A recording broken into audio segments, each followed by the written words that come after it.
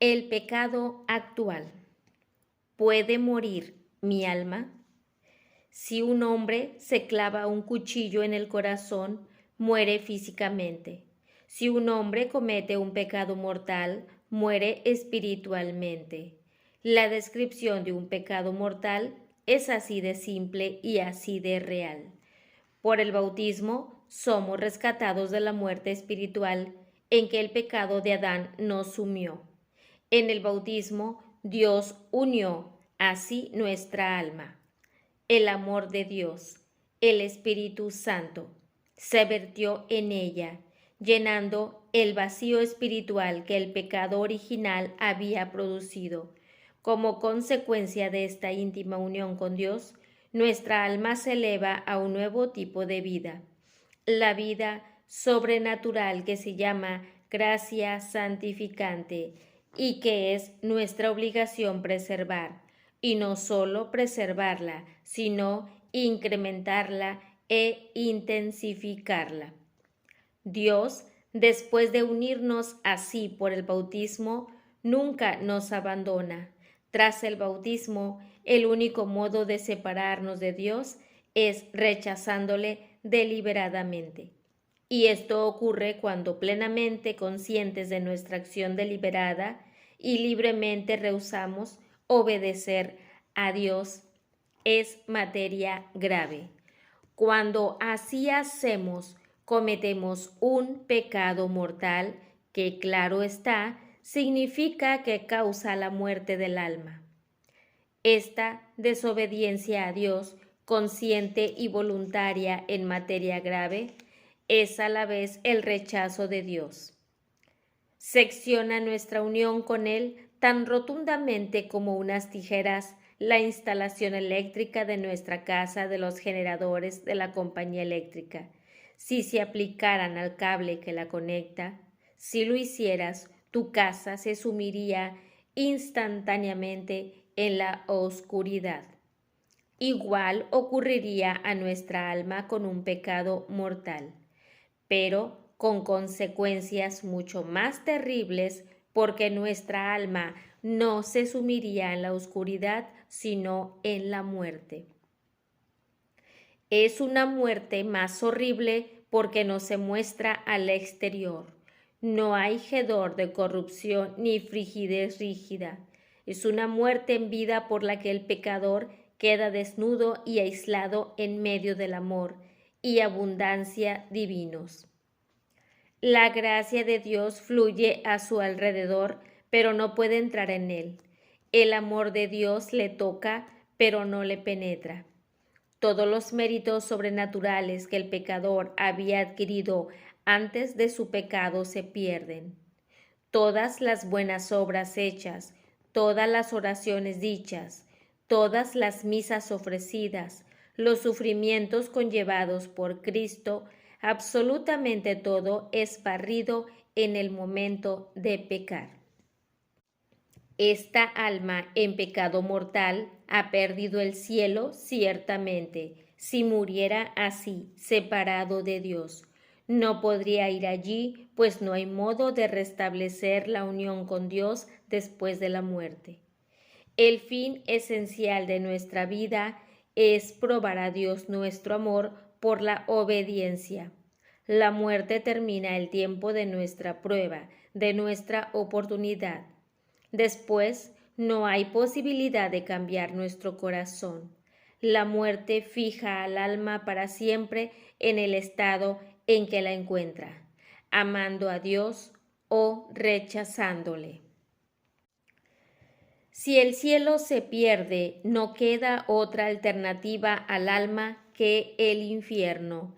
Al morir desaparecen las apariencias y el pecado mortal que a cometerlo se presentó como una pequeña concesión al yo, a la luz fría de la justicia divina, se muestra como es en realidad, un acto de soberbia y rebeldía, como el acto de odio a Dios que está implícito en todo pecado mortal, y en el alma interrumpen las tremendas, ardientes, torturantes, sed y hambre de Dios.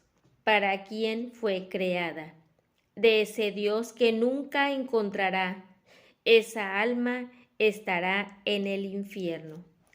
Y esto es lo que significa un poco de lo que significa desobedecer a Dios voluntaria y conscientemente en materia grave, cometer un pecado mortal. Pecar es rehusar a Dios nuestra obediencia, nuestro amor, dado que cada partecita nuestra pertenece a Dios y que el fin todo de nuestra existencia es amarle. Resulta evidente que cada partecita nuestra debe obediencia a Dios. Así, esta obligación de obedecer se aplica no solo a las obras o palabras externas, sino también a los deseos y pensamientos más íntimos. Es evidente que podemos pecar no solo haciendo lo que Dios prohíbe, que se llama a esto pecado de comisión, sino dejando de hacer lo que Él ordena, pecado de omisión. Es pecado robar, pero es también pecado no pagar las deudas justas. Es pecado trabajar, servir e innecesariamente en domingo, pero lo es también no dar el culto debido a Dios, omitiendo la misa en un día de precepto. La pregunta, ¿qué es lo que hace buena o mala una acción? Casi puede parecer insultante por lo sencilla y sin embargo la he formulado una y otra vez a niños, incluso a bachilleres, sin recibir la respuesta correcta. Es la voluntad de Dios. Una acción es buena si es lo que Dios quiere que hagamos. Es mala si es algo que Dios no quiere que hagamos. Algunos niños han respondido que tal acción es mala porque lo dice el cura, o lo dice el catecismo, o la iglesia, o las escrituras. No está, pues, fuera de lugar señalar a los padres la necesidad de que sus hijos adquieran este principio tan pronto alcancen la edad suficiente para distinguir el bien del mal y sepan que la bondad o la maldad de algo dependen de que Dios lo quiera o no, y que hacer lo que Dios quiere es nuestro modo, nuestro único modo de probar nuestro amor a Dios. Esta idea será tan sensata para un niño como lo es para nosotros, y obedecerá a Dios con mejor disposición y alegría que si tuviera que hacerlo a un simple padre, sacerdote o libro. Por supuesto, conocemos la voluntad de Dios por la Escritura, palabra escrita de Dios, y por la Iglesia, palabra viva de Dios. Pero ni las Escrituras ni la Iglesia causan la voluntad de Dios, incluso los llamados mandamientos de la Iglesia.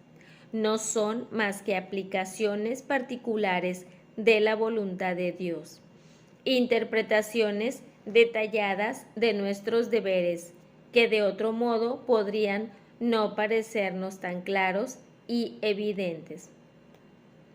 Los padres deben tener cuidado en no exagerar a sus hijos las dificultades de la virtud. Si agrandan cada pecadillo del niño hasta hacerlo un pecado muy feo y muy grande.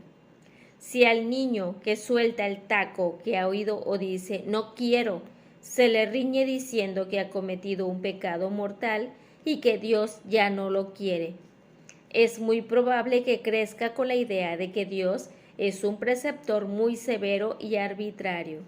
Si cada faltilla se le describe como un pecado gordo, el niño crecerá desanimado ante la clara imposibilidad de ser bueno y dejará de intentarlo. Y esto ocurre. Sabemos que para que algo sea pecado mortal, necesita 3 condiciones.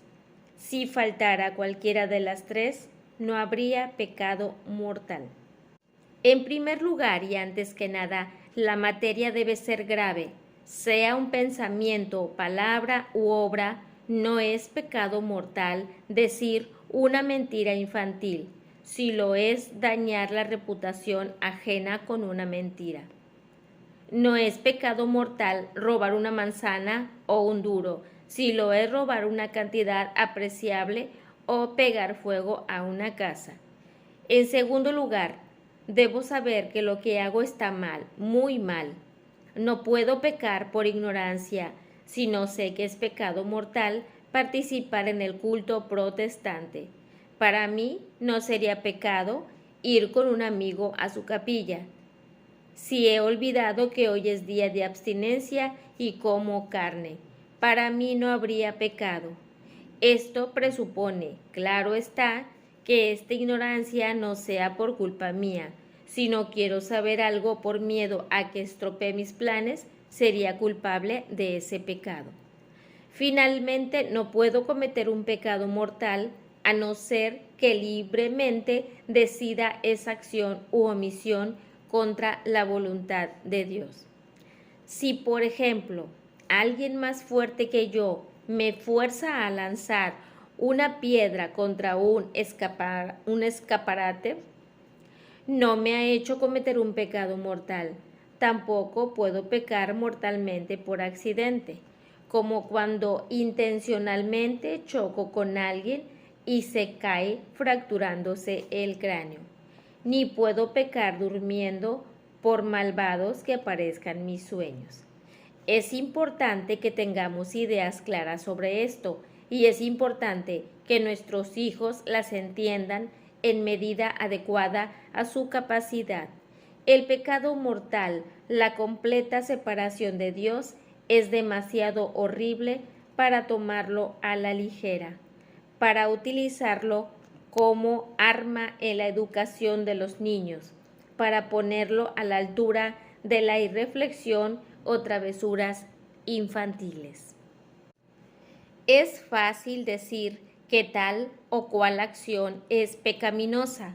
No lo es tanto decir que tal o cual persona ha pecado, si uno olvida, por ejemplo, que hoy es fiesta de precepto y no va a misa. Su pecado es solo externo. Internamente no hay intención de obrar mal. En este caso decimos que ha cometido un pecado material, pero no un pecado formal. Hay una obra mala, pero no mala intención. Sería superfluo e inútil mencionarlo en la confesión. Pero también es verdad lo contrario. Una persona puede cometer un pecado interior sin realizar un acto pecaminoso, usando el mismo ejemplo. Si alguien piensa que hoy es día de precepto y voluntariamente decide no ir a misa sin razón suficiente, es culpable del pecado de omisión de esa misa, aunque esté equivocado y no sea día de obligación en absoluto. O para dar otro ejemplo, si un hombre roba una gran cantidad de dinero y después se da cuenta que robó su propio dinero, interiormente ha cometido un pecado de robo, aunque realmente no haya robado. En ambos casos decimos que no ha habido pecado material, pero sí formal. Y por supuesto, estos dos pecados tendrán que confesarse. Vemos, pues, que es la intención en la mente y voluntad de una persona lo que determina finalmente la malicia de un pecado. Hay pecado cuando la intención quiere algo contra lo que Dios quiere. Por esta razón, soy culpable de pecado en el momento en que decido cometerlo, aunque no tenga oportunidad de ponerlo por obra o aunque cambie después de opinión. Si decido mentir sobre un asunto cuando me pregunten y a nadie se le ocurre hacerlo, sigo siendo culpable de una mentira por causa de mi mala intención. Si decido robar unas herramientas del taller en el que trabajo, pero me despiden antes de poder hacerlo. Interiormente ya cometí el robo aunque no se presentara la oportunidad de realizarlo, y soy culpable de él. Estos pecados serían reales, y si la materia fuera grave, tendría que confesarlos. Incluso un cambio de decisión no puede borrar el pecado. Si un hombre decide hoy que mañana irá a fornicar y mañana cambia de idea, seguirá teniendo sobre su conciencia el pecado de ayer. La buena decisión de hoy no puede borrar el mal propósito de ayer. Es evidente que aquí hablamos de una persona cuya voluntad hubiera tomado definitivamente esa decisión. No nos referimos a la persona en grave tentación, luchando consigo misma quizás horas, incluso días. Si esa persona alcanza al fin la victoria sobre sí misma y da un no decidido a la tentación, no ha cometido pecado. Al contrario, esa persona ha mostrado gran virtud y adquirido gran mérito ante Dios. No hay por qué sentirse culpable, aunque la tentación haya sido violenta o persistente. Cualquiera sería bueno si fuera tan fácil. Eso no tendría mérito. No, la persona de quien hablábamos antes es la que resuelve cometer un pecado, pero la falta de ocasión o el cambio de mente le impiden ponerlo por obra. Esto no quiere decir que el acto externo no importe. Sería un gran error inferir que ya que uno ha tomado la decisión, da igual llevarla a la práctica. Muy al contrario, poner por obra la mala intención y realizar el acto añade gravedad al pecado. Intensifica su malicia, y esto es especialmente así cuando ese pecado externo daña a un tercero, como en un robo, o causa de que otro peque, como en las relaciones impuras. Y ya que estamos en el tema de la intención, vale la pena mencionar que no podemos hacer buena o indiferente una acción mala con una buena intención. Si robo a un rico para darle a un pobre, sigue siendo un robo y aún es pecado. Si digo una mentira para sacar a un amigo de apuros, sigue siendo una mentira y yo peco.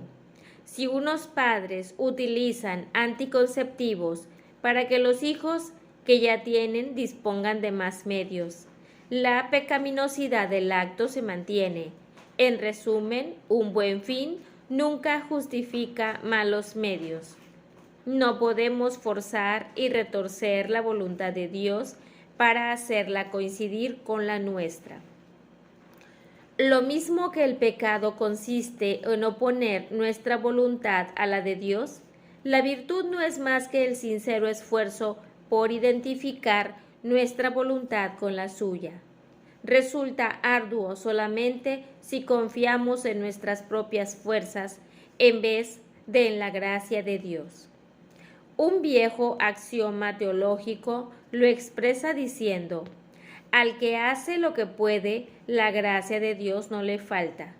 Si hacemos lo que podemos, rezando cada día regularmente, confesando y comulgando frecuentemente, considerando a menudo la grandeza del hecho que el mismo Dios habite en nuestra alma en gracia, qué gozo es saber que sea cual sea el momento en que nos llame, estamos preparados para contemplarle por toda la eternidad, aunque venga previamente el purgatorio, ocupándonos en un trabajo útil y unas diversiones cabales, evitando las personas y lugares que puedan poner a prueba nuestra humana debilidad.